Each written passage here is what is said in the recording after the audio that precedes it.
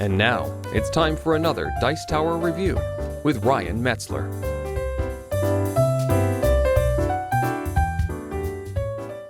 Hey everyone, it's Ryan Metzler here, and today we're going to be taking a look at a game by Tasty Minstrel Games. We're going to take a look at Homesteaders, which is a Euro-style game for 2 to 4 players, in which players are going to be using resource management and auction mechanics in order to try and best build up a city, and whoever builds up their area the best by getting the most resources and spending them wisely to get victory points is going to be the winner. So real quick, why don't we take a look at what you get inside this box. We'll take a look at how the game plays, and then I'll come back and give you my final opinion on it. So here you can see the components for Homesteaders, and Homesteaders is a resource management and auction game in which you're going to be trying to buy tiles from this area here, use those tiles to take actions to get different types of resources, and then try and convert those resources into victory points, which can be gotten by getting these buildings or through the accumulation of victory point tokens that you'll get throughout the game. Now the game is played in phases. Each round has several phases, and you'll be going through those phases in order to try and earn the victory points. And in each round you're basically going to start with setup. And during the setup phase you're going to be flipping over these tiles at the top one of each auction. And these will be available for purchase or bidding throughout the auction phase, which will come later. Now you'll see on these cards here, they have some different characteristics. This one here is for a an industrial building with the I. And it has at the top, it says it's playable during the settlement phase of the game, which is going to be the first few phases of the game. And there are settlement, town, and city phases. So your city is going to grow, or your area is going to grow, and better buildings will become available. But these are basically deeds for building a building. You'll be bidding on these as the game goes on. After you've done that, you're going to go to the income phase. So now you've got this set up, you're going to move on to the income phase. And each player is going to start with a homestead. You'll see it here. It's going to list your income, which every turn is 2 money. Underneath this, you can see that you can place workers on it to get different income. So you're going to have place one worker get wood, place a different worker, you can get a victory point. And this is a 0 victory point building, so it doesn't provide any victory points, and it is your homestead you can see up top here. So you're going to start with that building, and during the income phase, the first thing you're going to do is be able to allocate workers. And you start with workers. They look like little cowboys here. And you can put your worker on this building in order to get either a wood or a victory point, and as you go through the game, you're going to get more workers that you'll be able to place on more buildings. But you would place your workers, and then you would get whatever your income is. So you have the base income of 2 money that you get no matter what, and then you'd get either your victory point or your wood. You'd probably take wood, and you would get a wood and add it to your own area. After you've collected your income, you're going to have to pay all of your workers, and you're going to pay workers that you own by paying them silver. You're going to have to pay 1 silver for each worker that you own, or if you have gold, each gold is worth up to 5 silver, but no change is given. You would pay your workers, and then you would move on to the next phase of the game, which is the auction phase, which is really kind of the meat of how you're going to get buildings out onto the board. So you'll see here, there are 3 different auctions available, auction 1, 2, and 3. In a 3-player game or a 2-player game, only 2 of these auctions are available, but as you get up to the higher player number games, 3 auctions become available to balance the game out for more or less players.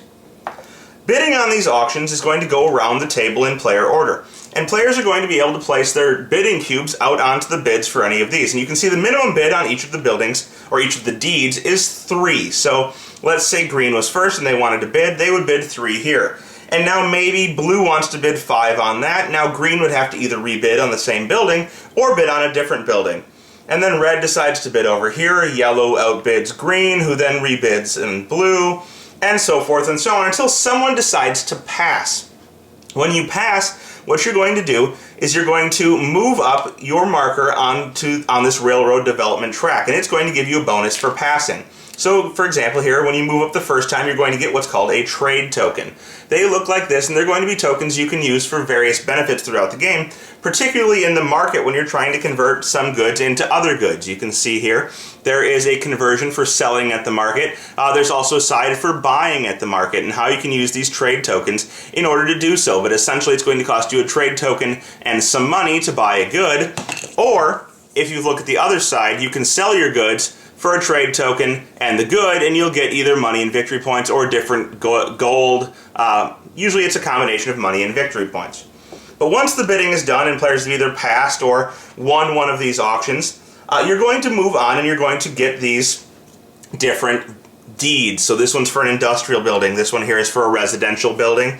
And this one here actually isn't for a building at all. It gets you a new worker, and it says you advance on the railroad track. So getting this one doesn't let you build a building, but it's going to let you move up on this extra bonus thing, which can get you trade tokens or railroads or workers or any resource or 3 points by the end of the track. When you win one of these, you're going to have to pay for it in silver, and if you don't have enough silver, you're going to have to take debt. And debt gets you 2 money, so you can always bid more than you have in terms of money, but you have to take debt or use the marketplace in order to pay for it, getting more money and always having enough money to pay what you bid. Debt is going to give you 2 money per, but it's going to be paid back. It's going to cost you 5 money at the end of the game, or it's going to be negative victory points. Each debt you have is going to increase the amount of victory points you lose at the end of the game. So 1 debt is 1 victory point for that 1 debt. The second debt is minus 2 victory points. The third debt is minus 3 victory points. And so 5 debt, for example, would be minus 15 victory points. Once you've paid for these, it's going to allow you to build a building of the same type or to get the benefits that's listed on it. So you would move on to building. And once you've paid for them, you're going to look through the buildings for the current phase. So right now we're in the settlement phase. You'll see settlement is written on some of these buildings. As a matter of fact, you have several buildings that are settlement buildings in the residential buildings. So if you've won this residential, you can search through these buildings and see which one you'd like to build. The building costs are in the upper left-hand side here. So this one costs a wood, the next one costs a wood and a steel, another wood, and then we have some that are available in the settlement and town phases, which will come up later when the town phase is revealed by these auction tiles. And this one costs 2 wood.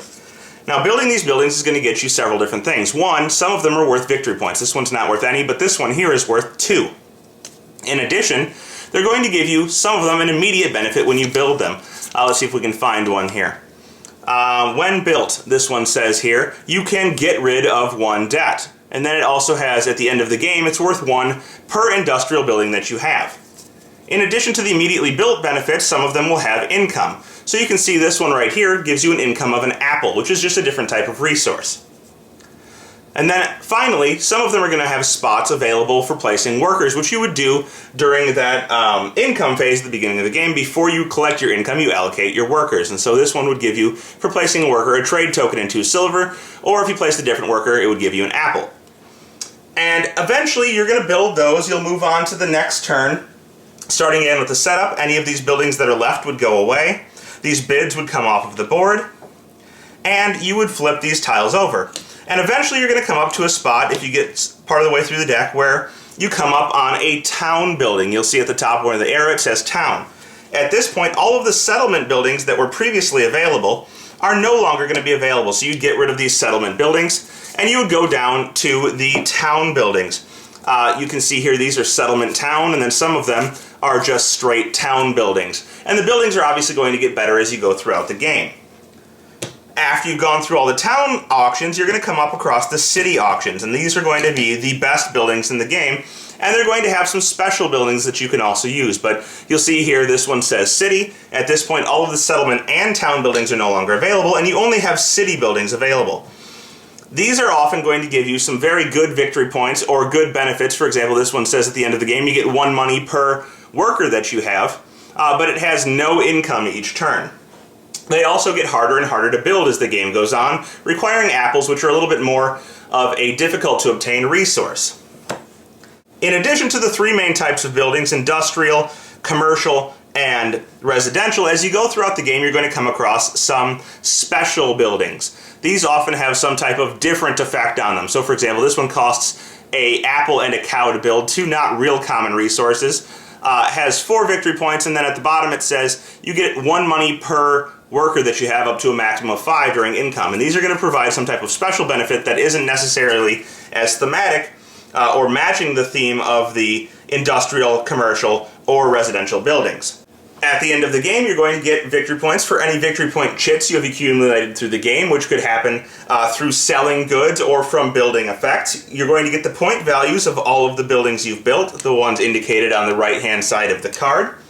You're going to get point values for all of the bonuses on your building, for anything, for example, that says at the end of the game you get 1 point per worker you have, maybe. And you're going to get points, 2 victory points for each gold you have remaining, each livestock you have remaining, and each copper you have remaining. So at the end of the game, there are several ways to earn victory points, and whoever has the most victory points at the end of all of that is going to be the winner. One thing I'd like to comment on is the quality of the resources that come in the game. You can see there are all these very nice wooden bits, the livestock, the workers, the iron girders, the apples, the gold. Everything is great. These are great quality components. The cardboard from the game is very thick. And so there you have it. That's Homesteaders, components and gameplay. And there you have Homesteaders. Now this is what I would call a medium or light to medium weight Euro game. It's a good game, but not a great game in my opinion. Now this is probably because I am more of a heavier gamer. I would not say that this has anything to do with the style of the game itself or even the gameplay. So for me, I would say it's a good game. One that I enjoy, but one that doesn't have the strategic depth that maybe I myself would like. Now this is a good thing for several different types of gamers. It is definitely an easy game to learn, it's an easy game to play, but not necessarily an easy game to master. So there's going to be some intricacies in there for the heavier gamers who like to play lighter games with their friends, but it's not going to be that strategic if you're looking for a really meaty game. It has a nice interaction between the different buildings, trying to earn up some type of, or to build up some type of kind of engine where you can get a certain amount of resources and use them for something else in order to get victory points at the end of the game. So if that sounds like something that's interesting to you, you should get this game from Tasty Minstrel Games, Homesteaders. Check it out if this review sounds like something that might be up your alley.